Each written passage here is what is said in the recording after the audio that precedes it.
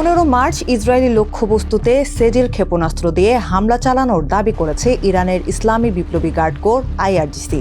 ইরানের আধা সরকারি তাসনিম নিউজ এজেন্সির প্রতিবেদনে এই তথ্য জানানো হয়।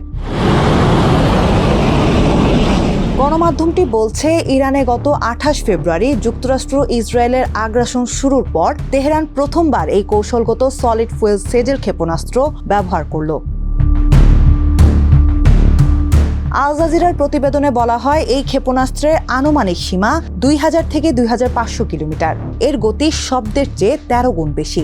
দ্য ন্যাশনাল ইন্টারেস্ট ম্যাগাজিনের তথ্য মতে, এই ক্ষেপণাস্ত্র অন্যান্য লক্ষ্যবস্তুর পাশাপাশি ভারত মহাসাগর ও ভূমধ্য সাগরের বিস্তৃত অঞ্চলে আঘাত হানতে সক্ষম। সেজিল হলো একটি দ্বিস্তর বিশিষ্ট সলিড ফুয়েলযুক্ত মিডিয়াম রেঞ্জ ব্যালিস্টিক মিসাইল। ওয়াশিংটনের centre for strategic and international স্টাডিজের দেওয়া তথ্য অনুযায়ী এই ক্ষেপণাস্ত্রটির দৈর্ঘ্য প্রায় 18 মিটার এবং এর ব্যাস 1.25 মিটার। এটির মোট ওজন প্রায় 23,600 কেজি। সলিড ফুয়েল প্রযুক্তির কারণে এটি দ্রুত মোতায়েনযোগ্য, কম সময়ের মধ্যে উৎক্ষেপণ সম্ভব এবং সহজে এক জায়গা থেকে আরেক জায়গায় সরানো যায়।